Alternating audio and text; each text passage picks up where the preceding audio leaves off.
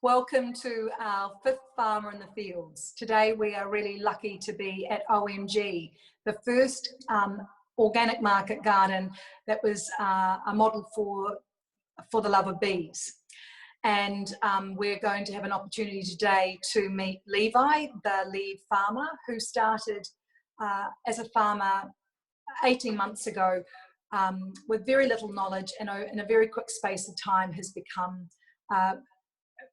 really very, very capable. He's a beautiful example of the program and what we are trying to accomplish across many projects. I'm Sarah Smuts-Kennedy. I'm the vision holder of For the Love of Bees and one of the co-creators of the Urban Farmers Alliance. I'm really excited to be here with you on the farm today, Levi. Really happy to be here. Yeah, g'day Levi, it's Bailey here in Christchurch. Again, we're excited about another round of Farmer in the Field, and I know what you're doing there is immense. Beyond words, actually, for me at the moment. I'm super proud of what you're leading there and the team that got around you. The transformation of that site is nothing short of remarkable. So this is going to be a fun session. Daniel. Okay, Levi, Daniel here. Coming to you from Blenheim as usual. Hey, yeah, it'd be really cool to see. Haven't seen that site for a few months now, so it'll be really cool to see where everything's up to, and and what sort of things we can help you with today. Awesome. So now I should talk. Yeah. Awesome. Kia ora. Yeah, a couple of questions. Oh, you're going to take us on a tour of your site. That's all right. Yeah, we'll do that. And I'll try and keep it quick. You have to bear with me because we've been in lockdown and I've been here with people, but mainly lot of time just me here. So it's looking a bit messy. While you're doing that, Levi, while you're giving us a quick tour, it would be really great for you to just, there'll be some people who won't have met you before. Give us a very brief rundown on your trajectory from becoming someone who didn't know how to grow to someone who's now managing one of our lead market gardens. Whilst I'm doing the tour? Yeah, a little bit. Yep, cool. So what I'll do is I'll just turn this around, and this is the garden. Welcome to the farm. Probably start with the top. I started growing 5 years ago, and it was actually at a workshop that Sarah held here when I was at art school. And since then, just basically fell in love with it, became completely obsessed with it. So here we are in the middle of the concrete jungle. Very relevant. It's true urban farming. There's very little green space around here. Here's our For the Love of Bees calendar. We've got some billboards here that help fund my wage to start off this project, which was really awesome. This is Nathaniel, he's a regular volunteer. And then we've got these beds up top here. We grew sweet peas, fennel. There's a mandarin tree we just planted with a bit of a gild. It's quite noisy up here. This is very dry, very rocky, very rubbly. It has a lot of Mediterranean herbs, wild flowers, edible flowers and stuff in it, but it's not, definitely not one of our production beds here. The rows start there and go down. I'll take you down there, but before we go there, it's very much worth mentioning these awesome things, which are the New Zealand boxes. That was perfectly timed. Oh, no? Someone's mic, I think. And this is where we put our compost in here to cure. So they go through all the boxes, 1, 2, 3, 4. And then once it comes out the end, the food waste is processed, and then we cure it in these massive ton sacks, and then we sieve it, and that goes into our seed raising mix and also onto the beds that we grow with. All this terracing was done, and the first thing I should say is that this project, it's been about 20 months, all of this. everything you see. Like, and this is unbelievable work. Like, you should have seen the site beforehand. All this terracing wasn't exist. That wash station didn't exist. We didn't have water. Yeah, it's all brand new.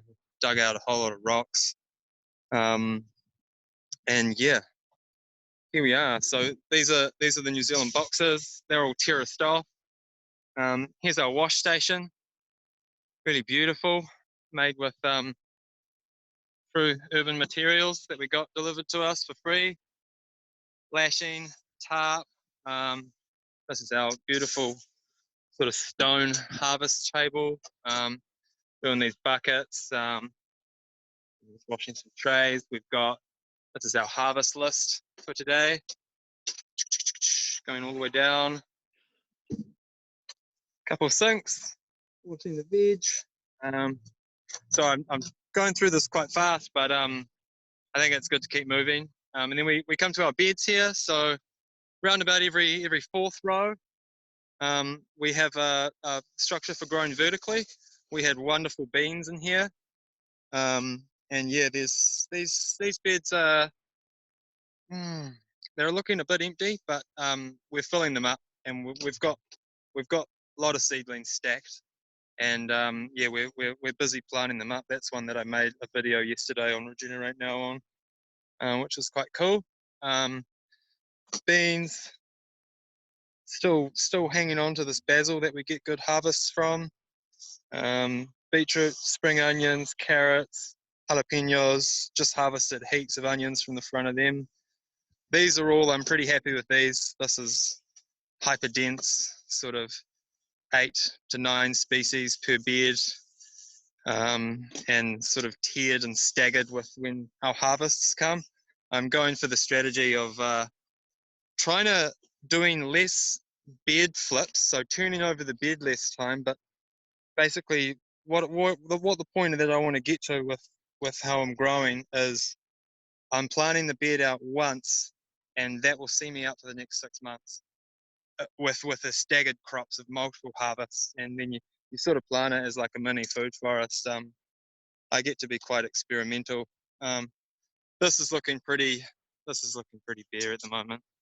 Bought a shitty greenhouse and littered plastic everywhere, so I'm just in the middle of bought some really good clips and a big piece of plastic, and I've got real long ratchet straps, and I'm gonna string some plastic over the top, and that's going to happen next week.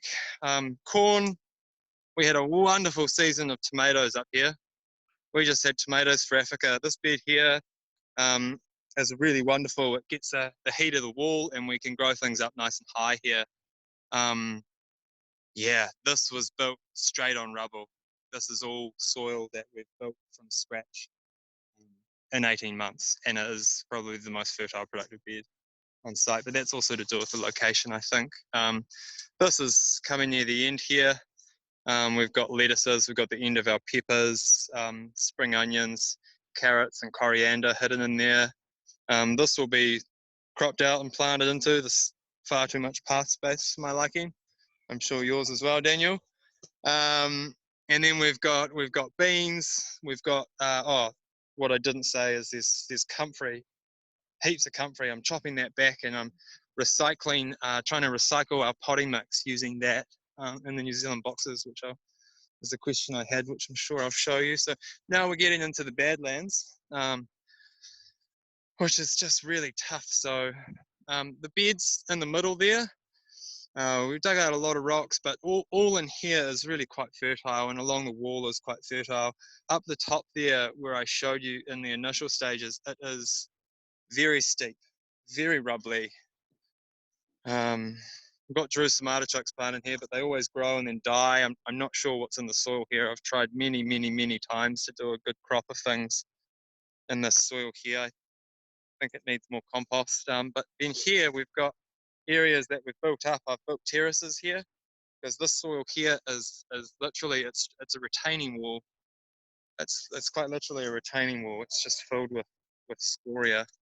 And this bed here has been great. I had carrots and spring onions in this, and then now I've planted it out with kohlrabi, spring onion, beetroot, spring onion, and then there is some big Brussels sprouts that I'm about to plant all through the middle as well, which will come into harvest after that. So I think that's most of the site. This isn't owned by us. Oh, I haven't forgot about this here. See, this is all pretty gnarly here, very steep, and that theoretically all down there and all down the bottom there. If we're going to do that, it needs a rail built into it, which again is expensive. And then this here, this is just another area that I've totally reclaimed. I've just reclaimed this. This was honestly so gnarly. There was a tree of ivy. I never knew ivy could grow into a tree, but it was there, and we've spent days for free digging out that stuff so that we could use this area. So we've got our microgreens stacked up in here, germinating. And then we put them out here. The reason we've got the shade cloth on is because of the birds. But yeah, making good use of these shelves. I didn't go into the greenhouse. I'll do that now, but it's not really a greenhouse at the moment. Here we have, yeah, it's not really a greenhouse at the moment. So this is some seeds that I've got ready to be planted out here. Lettuce, celery, black radish, spring onions, yeah, beetroot and more onions and fennel and turnips, and got these shelves here, and they're a little bit empty down there, but that's because we did have them full. This is our big table here that we have, which is for hardening off. This is all the seedlings that we're going to sell. We've been selling these seedling packs today. Nathaniel's putting them together. He also helps sow lots of seeds for this, which is good. But nice big table is really important. Flat working space. And yeah, I just haven't got to crops in here because I don't have a roof yet. And I haven't really had a lot of labor hours because it's been a global pandemic. Anyway, I'll probably switch it back to me now. Is that sufficient? And within our timeline? Amazing, Levi, thank you. So Levi, can you just now complete for us, and like literally just in a minute? Oh, the story? You started with the story, yeah. Just yeah. When you've got to now. Totally. So I did a workshop with Sarah when I was at art school. It was on biodynamic seed propagation and seed saving, and I grew from that workshop. I grew like my first vegetable garden, and then that was 5 years ago. And then, man, I just became obsessed with it. It was about 3 years ago that, so I had my own home gardens for about 2 years. And it was about 3 years ago that I started really getting involved in For Love of Bees, and also starting to realize that I just love this so much, and that I see that there's such a strong future in it, and that I just want to see it happen. And I made the call that I wanted to make it my job, and I just wanted to do this all the time, and I didn't want to have to work another job that I didn't like. And so yeah, initially started teaching children how to sow pasture paintings in public parks, which is probably the best learning that you could have. Like sowing 30 different species in a public park using no-till methodology, and doing a whole lot of teaching about it. And so through that, I really fell in love with, just teaching people and getting other people inspired about how to grow, and did that for a while, and did a few other projects as well, garden relating, and then also got into a flat where I had like quite a large vegetable garden, and I was really able to throw myself at that. And then the opportunity came to get stuck in here at OMG, and that was 20 months ago, since when I started organising community working bees here. We did 10 community working bees. They're voluntary, so I volunteered them. Everyone volunteered them. Every working bee that I do, I volunteer, because if you're going to volunteer, you got to be in there with the volunteers, I'm into it. And yeah, to those 10 working bees, and we dug a whole lot of rubble out of the soil. Certainly wasn't a no-dig garden to start with, but that's because we didn't have access to 50 cubic meters of compost or whatever to put on top of it, and we couldn't actually put a fork in the ground anywhere. So I had this amazing labor, like 10 working bees. I would bring 26 shovels to the working bee, and the main job would just be dig out the rubble, because we just had to get started without funding, and we had to get started right away, and we just used the soil we had, and we built massive compost piles as well, and we sowed cover crops.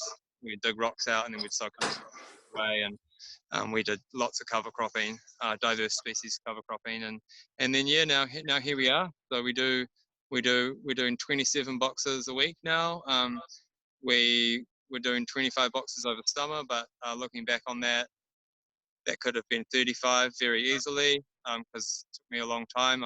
As most farmers do, I started underselling things, or just figuring out how to sell things and what were prices and how to go about that. And then now we're cranking along, and we're turning over some profit and getting boxes out there, and yeah, just at the step now of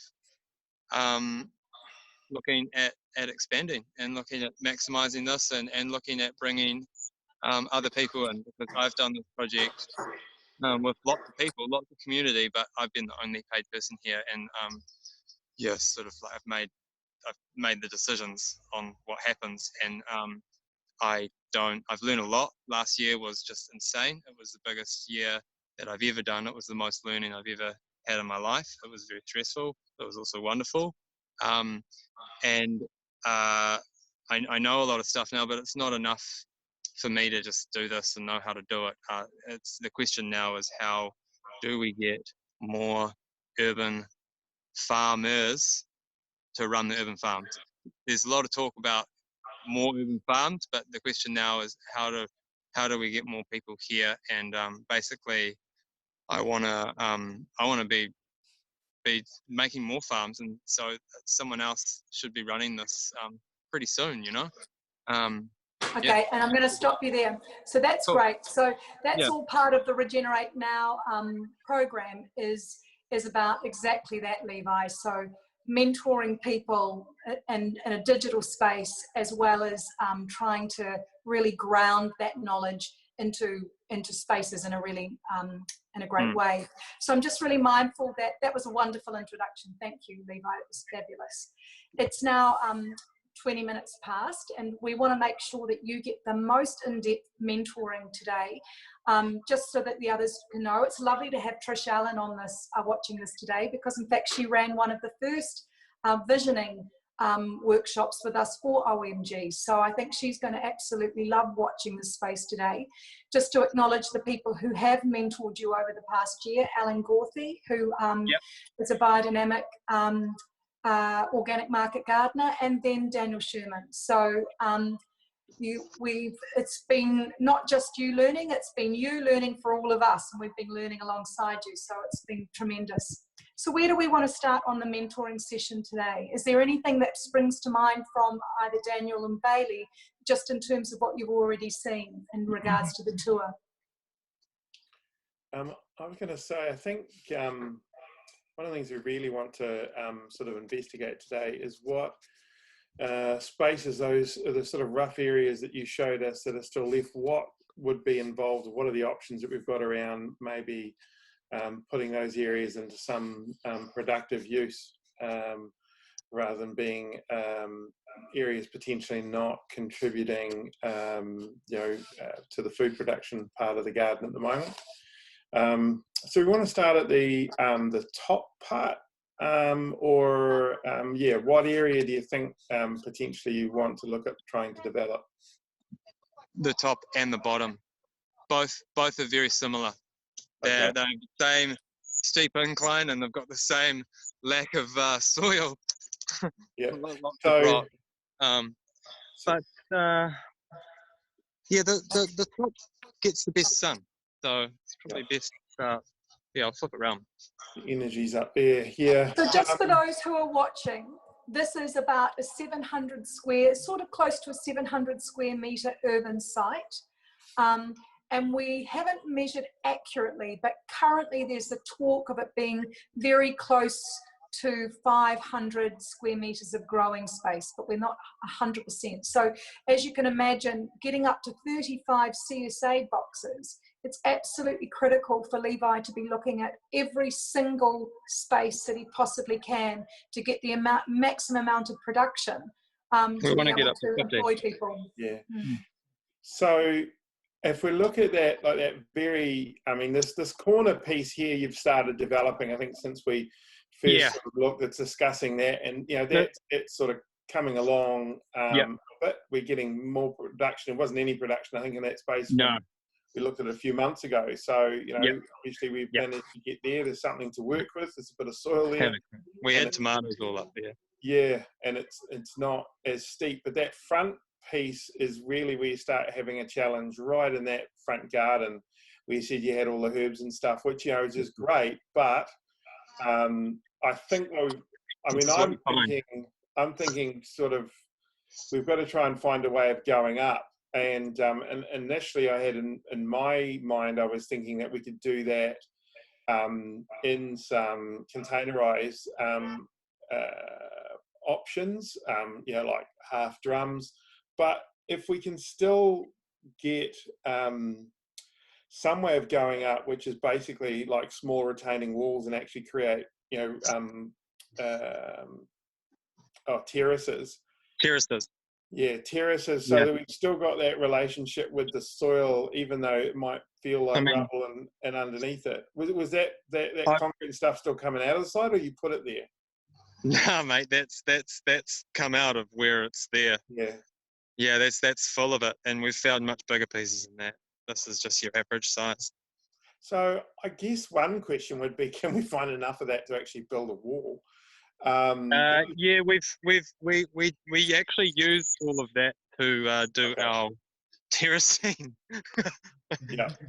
Yeah, but what waratahs? I've thought about this because thought long and hard about it. But waratahs, how I've done all my other terracing, that's sort of sturdy as waratahs smashed into the ground, and then a plank of wood, or I've used bamboo before up against that with coffee sacks, and then backfill it in with some wood or some seaweed. That's what I've done before. That's worked well. It's a bit of work, but it is quite a commitment to growing there, you know. And if it was in, for instance, an IBC tank, then we could potentially move it. That would be difficult. This is the other thing with the site, is that we don't have the access. Isn't it's a very busy road. This gate here doesn't fit trucks and stuff. It doesn't even fit a car. And then it's very, very steep. So, and we also have short tenure. So this is one of the other concerns, is we actually don't know how long we're on this site. So one of the things I was thinking of, if you whack those waratahs in like you've done with the bamboo, but because these walls or these terraces here, potentially because it's steeper, have to actually be higher. I had wondered about putting pallets, or like cutting a pallet in half and sliding that over the top of the waratahs. So effectively you could grow in the front edge of it as well as the top side of it. So you can actually grow up the vertical face as well as the horizontal face. Yeah, we've done a lot with pallet wood. I just find them if you're doing long terraces, which it would be up there, it helps to have long pieces of wood. But you're thinking of slotting them in, Daniel? I was actually thinking basically sliding a pallet, you know, keeping the pallet in the structure, maybe cutting it half because you only need, say, 600 high or 500 high.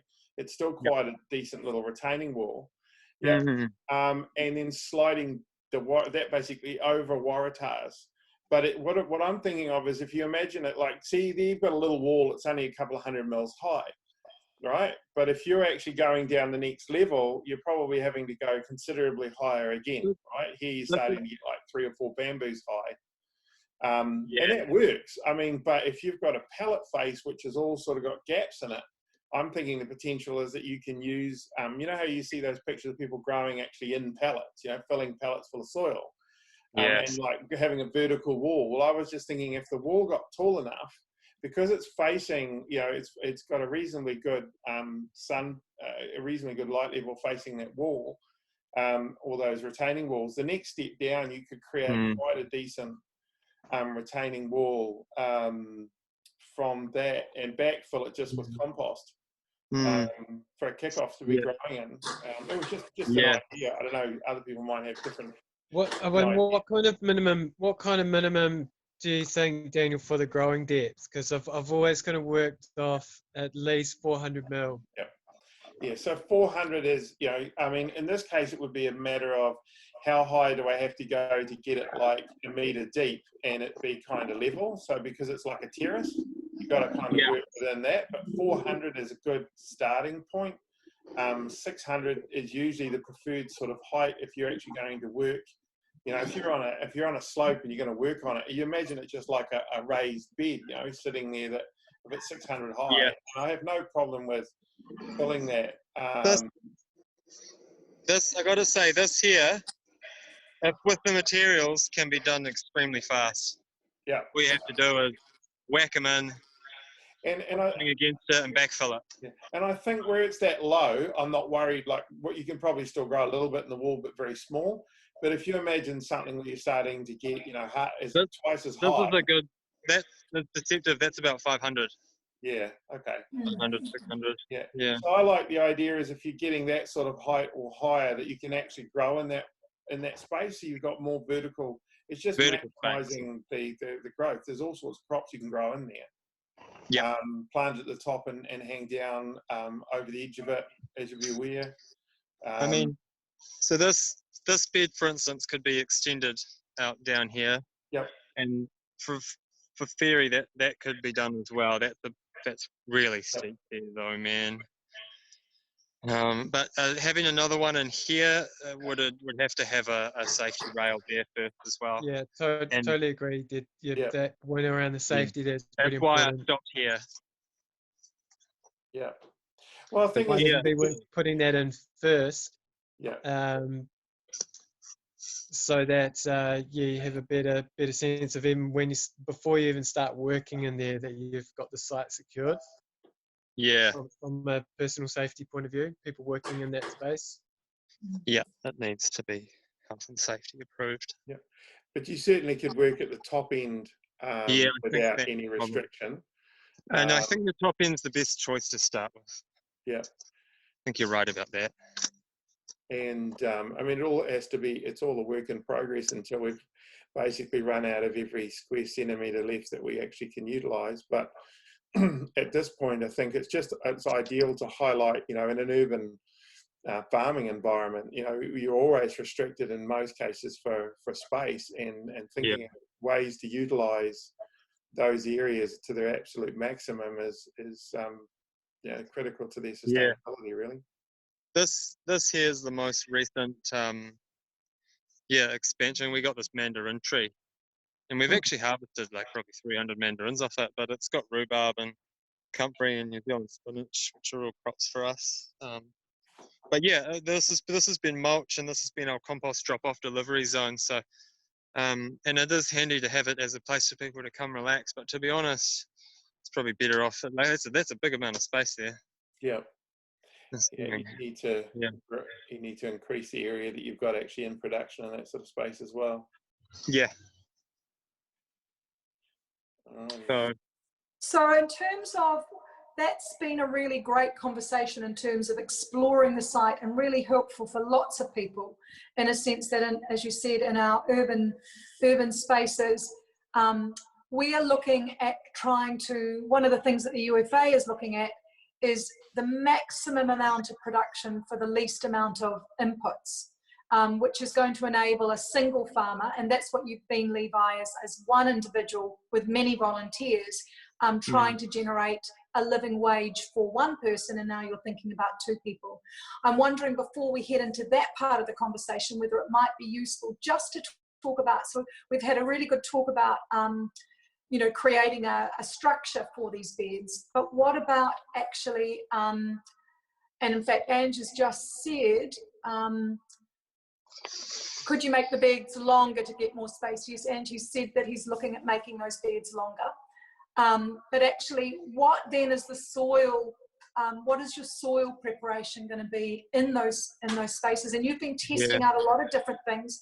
And there's been a long conversation around cover cropping in this space, because we all learnt to do cover crops. But I know that Daniel's been encouraging you to start thinking slightly differently around cover crops. Yeah. And I think that would be worth just talking about right now. Yeah. And in my experience, it's very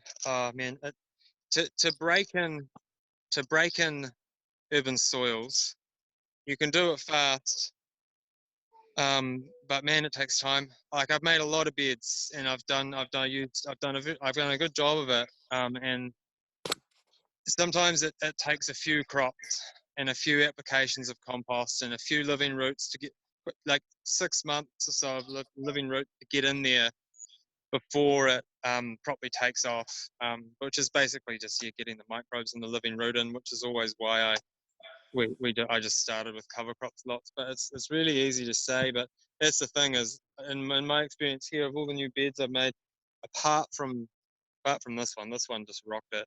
But even saying that, it still took a good 6 months of sort of settling in with plants before it truly came to itself. But yeah, that's interesting. It's interesting. It's really easy to just chuck some compost in and sort of sort it out. But then the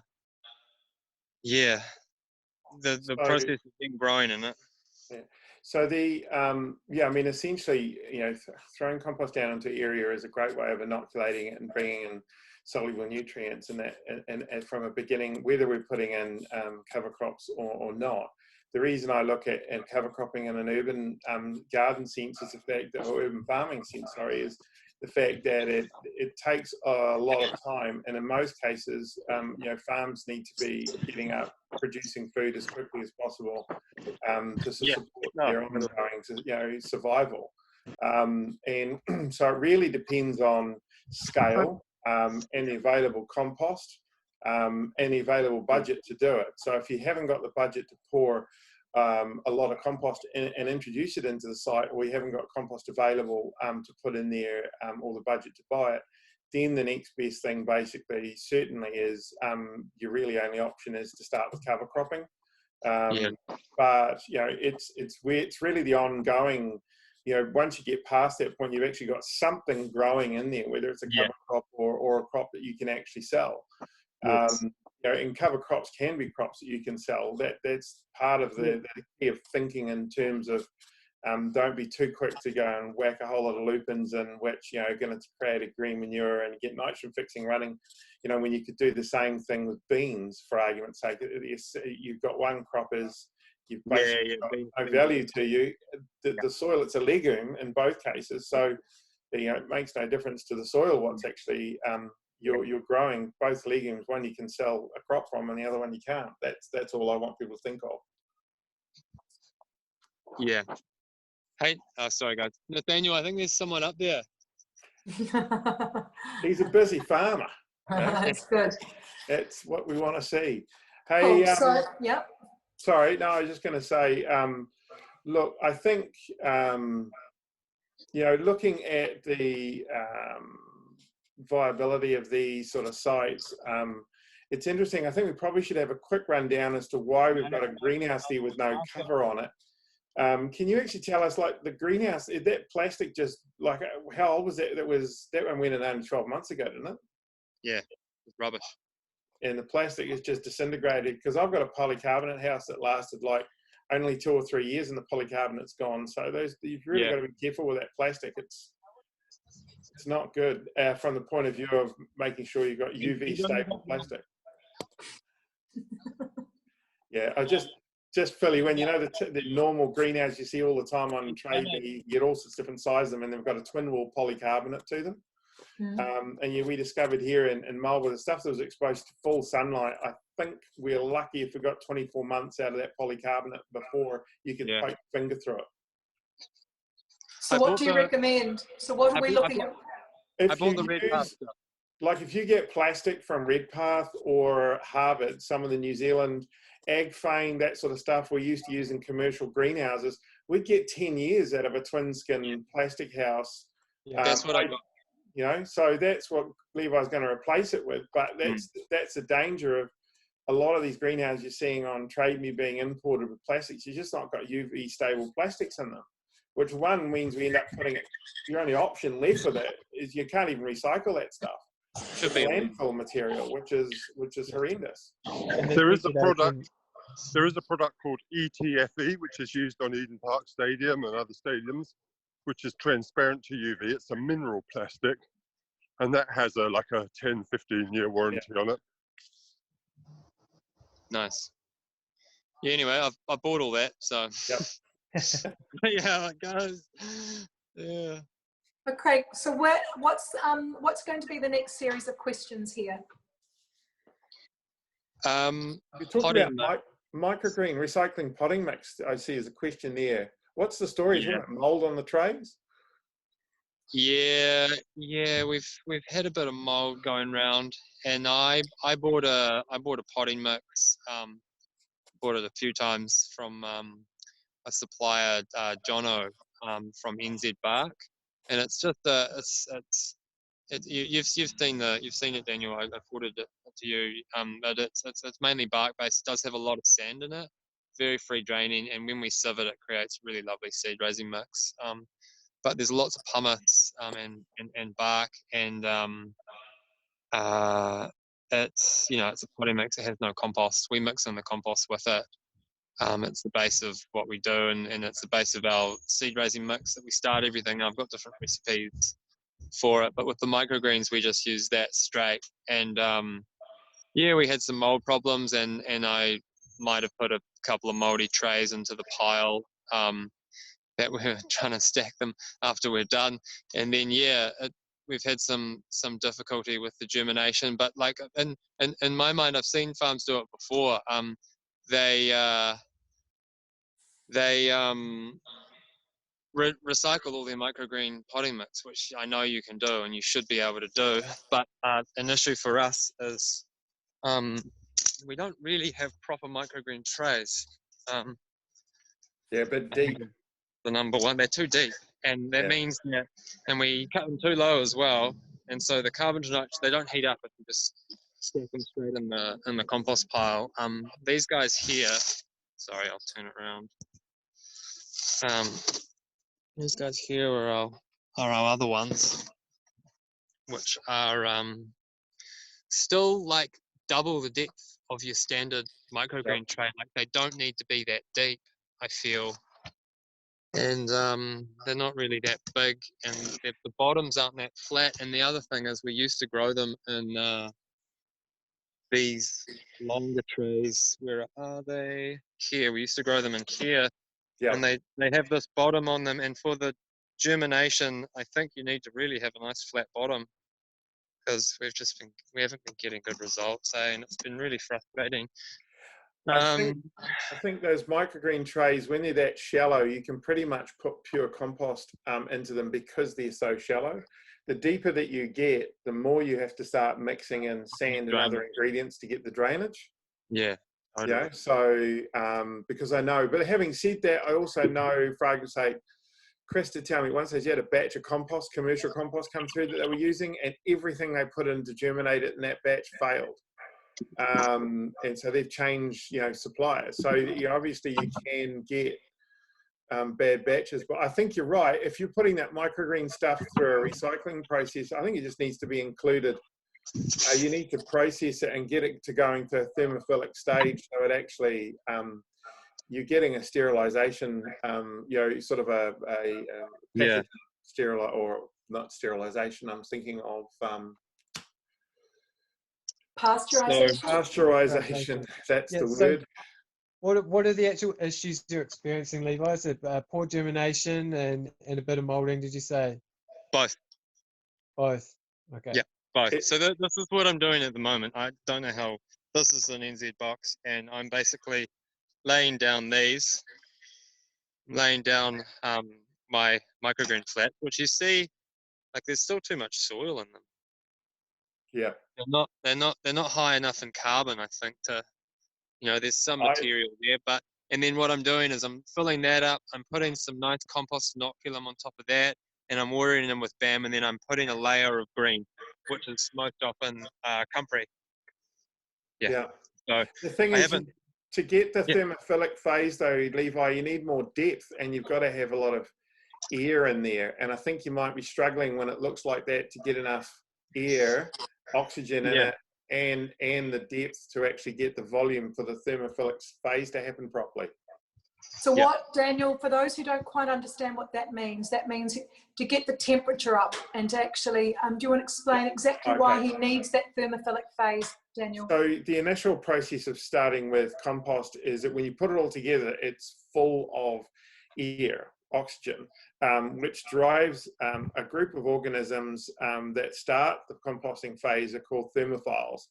And they love, what they do is they generate all that heat that we know, or that we are familiar with compost piles for. But that to kind of work, so what we want to basically do is see about 60, 65 degrees. Once it goes over 65, it's getting too hot, and we start getting some negative 70 degrees, and we really need to be turning that pile to cool it down a little bit. But essentially what it's doing is most of the pathogens that we're dealing with are sort of pasteurizers, and they die out because they like conditions of only 20, 25 degrees. So when you lift things up, you know, even over 50, 55, 60, that sort of temperature, what are we getting there? Wow. That's just under 70? No, Oh, 20. it's just under 80. That's not degrees, mate. That's Fahrenheit. Oh, sorry. Yeah. I'm reading the outside now, the inside. Yeah, good point. Yes, I mean, nothing's happening. You know, that's a perfect environment to actually support pathogens at the moment. There's three different sort of there's thermophiles that love the really hot temperatures. I can't remember the other two names, but yeah. So the question is, how do you compost such a dense material? So I think So I mean, what I'm thinking is you need to introduce some kind of a carbon source in it that is actually allows air spaces. So you've got to increase the amount of oxygen in there. We need to get that volume. It's interesting. It's kind of funny that you basically need a pile to get to about 1 meter high before it'll actually generate the temperature. If you try and compost in a small little pile, it'll never generate the energy. And so you never get the temperatures. And I think that's part of the problem you've got at the moment. That bin's probably only about 40 centimeters full at the moment. Yeah, I can only fill it up as fast as I'm growing the microbes. So. I know. So part of the problem is that if you wanted to create a more compact, you would really need, you could use a taller, a narrower, smaller container. But generally they do talk about the pile wanting to be around about a cube in minimum size as a cube for it to work. I would be probably in between those layers would be adding in some things like sawdust or some sort of carbon material that's actually going to allow air to be to get more air into that pile, and as it builds up it will get just if you're probably not doing a big enough volume of that sort of stuff to be composting on its own, I think is what we're really talking about. You're talking about boosting your seedling production, so you're possibly wanting to produce more seed raising mix. So might be in batches that you do it, but I've looked into reconditioning and recycling spent seed raising mix from a microgreen operation based here in Christchurch. They had some analysis done that they have a supply. There's a really good quality local supplier. But which they just send it back to them in the same bag that it arrives on a pallet. But one of the research that we did do looked into leaf, dried leaves, fallen leaves is a really good potential source of material. One for its we need the carbonaceous density, but also that leaf mulch holds water capacity. Holds water nicely as well. Well, we've got a huge amount of leaves about to fall in Auckland, and brilliant. Okay. Yeah. But it also just highlights at the moment on the OMG site we have a project that's very compost orientated, and we have a project that is very food orientated, and even though they talk to each other, this is a classic example of really having those projects under potentially one umbrella, I think. And obviously over the COVID moment, we've had our food scraps weren't able to be collected, so there has been a massive reduction in material going through those composts. But Yeah. Yep. Yeah. So we have 15 minutes left. What is it, Levi, that you would like to focus on next? I guess like I've been questioning recently the whole because at the moment we're faffing around quite a bit, like sieving compost. It'd be really handy to. I've been meaning for a long time to find the time to build a compost sieve like Jody's got it at the Roebuck farm, which is just on a thing and you just shake it. But we're spending a lot of time sieving the compost and making our own mix, and it has been really great and really beneficial from the point of sort of teaching and learning, because I love, like, this has been a volunteer project. Like, people come here and I teach them skills about how to farm in their own backyard, and that's a really important skill, is learning how to make your own seed raising mix rather than buying it. But we got to the point now where it's just time that I don't have to sieve things, and is it better off just to not do that and just buy in some seed raising mix? Like, make it a whole lot easier. Yeah, possibly. There's probably a combination of the two. I know in some cases where they haven't got, a really good available compost to do that. Certainly buying the mix is, pretty much a normal process there. I guess that really highlights the need for that composting. We have talked a lot about the fact that we've got this. And a lot of the sites, and OMG is no different. They've sort of hit the roof as far as organic matter goes in their soils, so they don't need compost so much for their existing beds. And you obviously you compost to develop new beds. But the fact is that we've also got the need, and I think if we look carefully at those trays, and one of the things we discussed earlier, and we'll discuss a bit more, is I think if we look at some things like the paper pot trays, they probably tend to be quite well designed where the vast majority of what goes in the tray can basically be straight compost. Then the seed that's dropped in, using their seeding system, which is incredibly efficient. If we can have a look at that, we've got time, but which we just sort of discussed about. But then you might use a little bit of, so the amount of material that you're sieving is actually is vastly reduced, or you're using a little bit of seed raising mix. I mean, we used to use commercially, for argument's sake, we used stuff like, we used to cover them with things like vermiculite. Not that I'd suggest that in this area, but there was the primary growing media was kind of different to what we topped the seed off with. So we didn't, so there was just less time involved, because those roots don't mind the chunkier material. It's just getting the covering of the seed and some of those finer seeds right. And so you could potentially do a lot less. And it's about looking at, geez, I spend a huge amount of time doing this. And it's maybe not the most productive use of your time. And you're quite right. So we need to look at how we can fix that.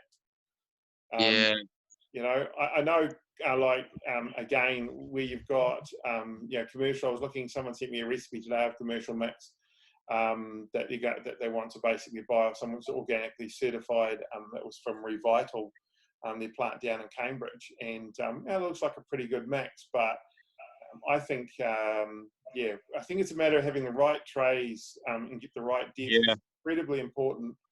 Trying to do things in trays that are too deep for the job, or for that matter, too shallow for another job, makes the actual outcomes much more difficult to achieve.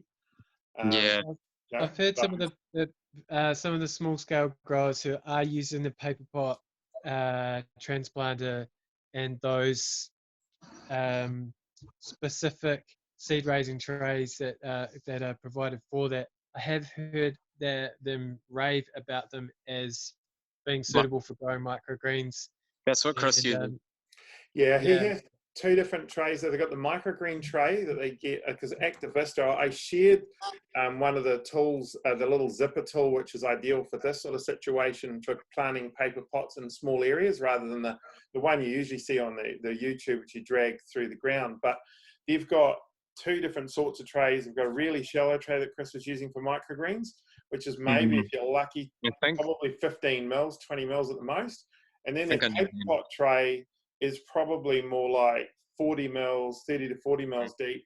But because all those cells, then those paper cells, there's something about that that seems to, that they really like growing in that environment versus... They're hexagonal, Daniel. Yeah, like the you're right.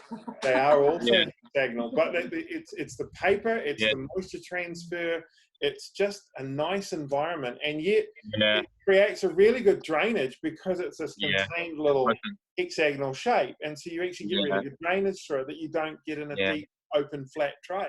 Yeah.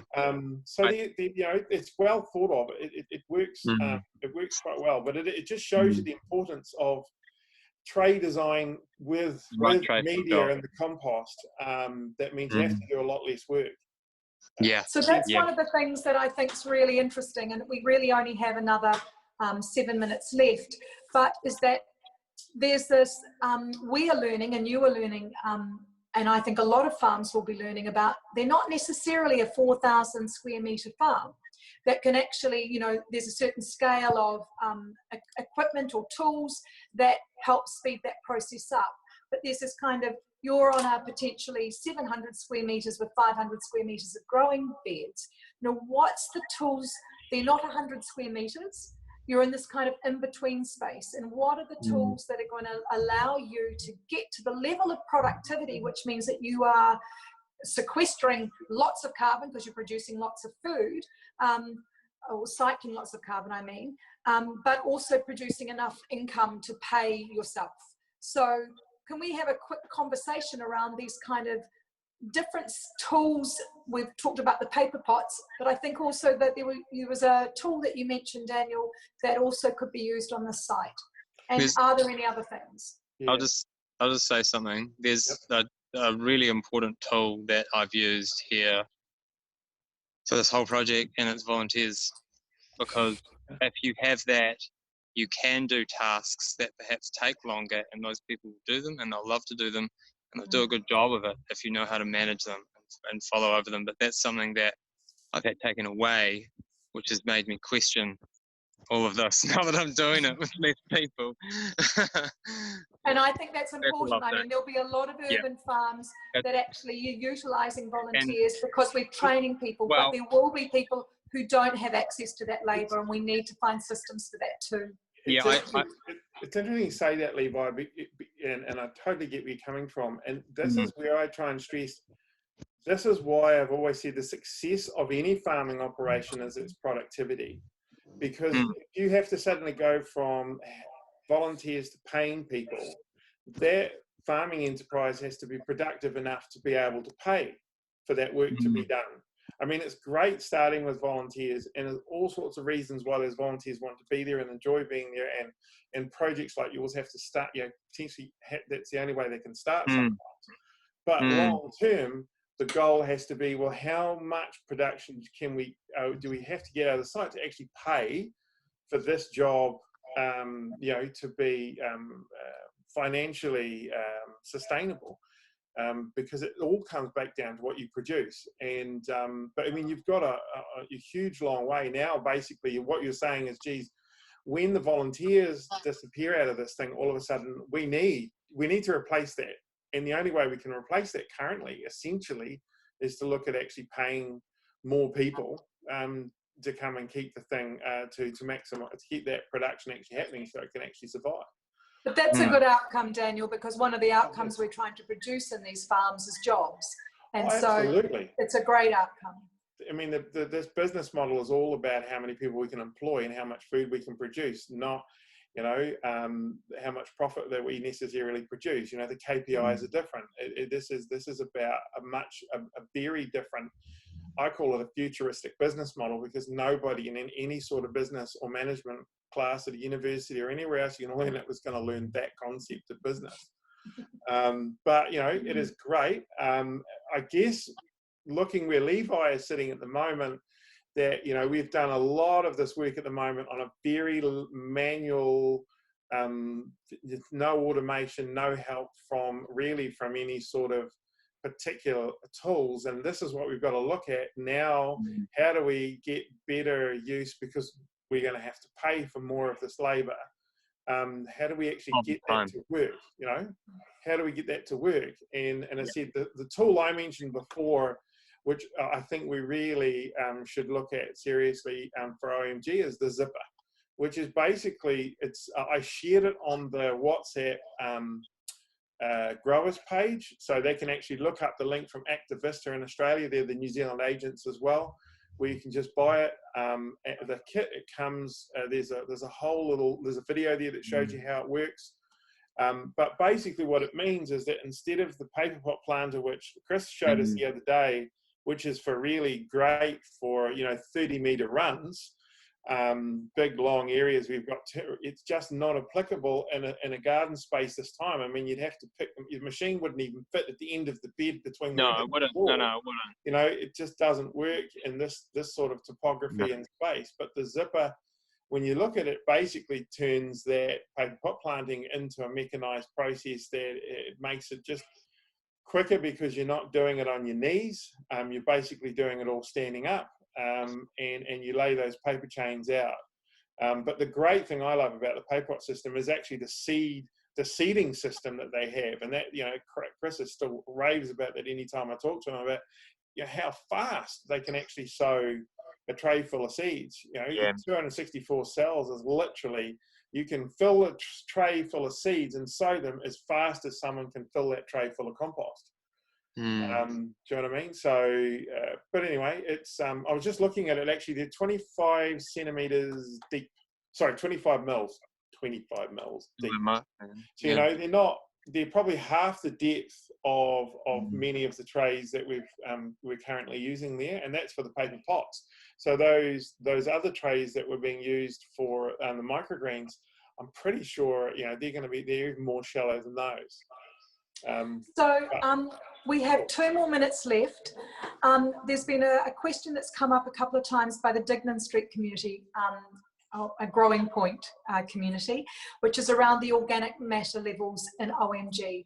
Now, we haven't done a test for a while, but I think, and of course it's not consistent across the entire site, because, you know, bits of the site have been worked on and others haven't. But do you want to just fill in a little bit there, Daniel? Well, yeah, the great thing, I've got their first report and second report up, and it's time we do another one again soon, just so we can sort of track the changes. But, you know, we went from 5.5%. I mean, it's amazing that site originally had 5.5% organic matter, to be perfectly honest. That wasn't counting the rocks, obviously. And so, you know, when you talk about in theory, this is always what we're talking about. Now we've got 9% more, so we're at 14.5. So we're pretty much, you know, around that ceiling. We just don't want to add more in there. But the great thing, you don't often see this, but we're still managing. We've got almost a perfect nitrate to ammonium. So we've got great fungal activity happening there, right? Because we've got this beautiful balance between our nitrate, nitrogen, ammonium nitrate is almost perfect. I mean, within a couple of ppm, we're at the top end. The balance is beautiful. You know, we've got really good levels of phosphorus without having, we've got a little bit excess, and that's probably because we've gone slightly over the top with the organic matter, but it hasn't gone, we're not like, we're at 100 ppm instead of 70, but we're still in a good place. So that's allowing that fungi to keep operating. So, you know, but there's all sorts of interesting things that have happened in the background. It would really, we need to be adding another soil test there just to give us an idea of where we go from here. But you know, you obviously have been doing a great job keeping that microbial system fed. And it's always really pleasing to see that, not have to sit here going, what on earth is going wrong now? Yeah, I tell you what, sometimes it blows me away, because some of the soil here is pretty tough, and it's really clay, and we don't till it anymore. And sometimes I'm planting seedlings into it, and I'm like, man, this is pretty tough soil, and they grow fine. Yeah, Yeah, one of the So- things that one of the practices I've seen you were commenting on just today or yesterday in the WhatsApp channel is the dip that you do. Do you want to just talk quickly about that? Because I think it's probably a big function of keeping up with those additional amendments or inputs such as the BAM and the Step 1 through 4 program from that Daniel has a few of us on. Oh, is that a question to me? Yeah, so just Oh, quickly, I noticed the feeding regime. the feeding regime before you're Yeah. planting. Yeah. Yeah. Yeah. So yeah, I've started doing that on the Regenerate now, but I'm going to do that a bit more in depth. But it starts at the seed. Seed's inoculated in neutral life force, which is mycorrhizal fungi. So and then we sow our seeds not into a potting mix, but into a potting. Oh, it's into a potting mix that we've made with living compost. So there's microbes in that mix already. And then whenever it's potted up or before it's transplanted, it's root dunked. It's root dunked in biologics step 2, which and I do step 2. I do a bit of BAM, and I love the trikelp, Daniel. I love it. I've seen such great results using that. So I chuck a bit of that in as well. And then straight after, when they're young seedlings, you need to foliar feed them every week on the right day, at the right time. That's real important, I found, is the day and the time. But yeah, just foliar feeding them, alternating step 3 and 4. It's pretty easy. What is the week. right time, Levi? What is the right Yeah. time? No wind. You don't want wind, because if there's wind, you spraying it and it's a fine mist, it just goes away. Early in the morning, or sometimes I do like to do late in the evening as well. And yeah, you just want that spray to be as fine as possible. You want it to be as misty as possible, so that you get more particles and it gets good coverage on the leaves. And yeah, I like to do it in the morning. Sometimes it's really difficult, like in spring, when we literally had a month of bloody 25 knot winds, and that was spraying into the wind. But yeah, it's just constant. It helps a lot. Yeah. And a question: what about the rain? So can you spray around the rain? I've done it in between rain before, and I've actually found that on a morning when it's like quite humid in the air is really nice. But, it only takes about 20 minutes for the microbes to kind of adhere themselves to the leaves. So you can spray it in between the showers quite happily. Anything that's going into the soil, so if you're talking about, say, step 2, anything applying to the soil is actually really good done in the rain. But anything on the foliar, it doesn't matter that the leaves are wet, doesn't matter that it rains, 20 minutes, 30 minutes later. It takes a very short window. Those organisms hit the leaf and they start creating the little glues and exudates, stick themselves to the leaves, and the only thing rain does after that is feed them. Wow. No negative. No negatives to So rain. we're now at 5 minutes to 04.